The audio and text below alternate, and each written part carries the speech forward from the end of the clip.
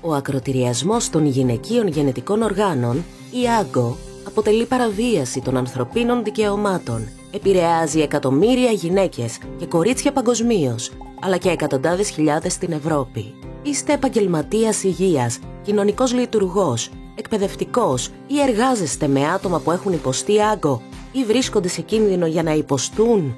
Πιστεύετε ότι διαθέτετε τις απαραίτητες γνώσεις και δεξιότητες για να υποστηρίξετε τα άτομα αυτά με τον καλύτερο δυνατό τρόπο? Θα θέλατε να βελτιώσετε τις γνώσεις και τις δεξιότητές σας, ούτως ώστε να συμβάλλετε με το δικό σας τρόπο στον τερματισμό του άγκο?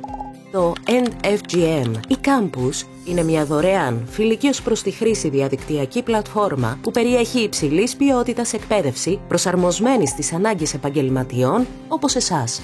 Αποκτήστε πρόσβαση σε επικαιροποιημένες διακρατικές πληροφορίες από ειδικούς στον τομέα, καθώς και δεδομένα για το νομικό πλαίσιο και τις διαθέσιμες υπηρεσίες σε ευρωπαϊκές χώρες, μεταφρασμένες σε 5 γλώσσες: Ιταλικά, Αγγλικά, Γαλλικά, Ελληνικά και Πορτογαλικά.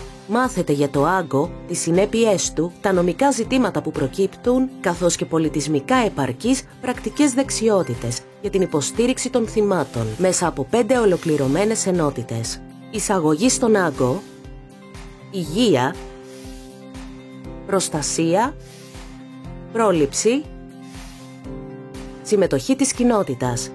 Γίνετε μέλος ενός παγκόσμιου δικτύου αφιερωμένο στον τερματισμό του άγκο.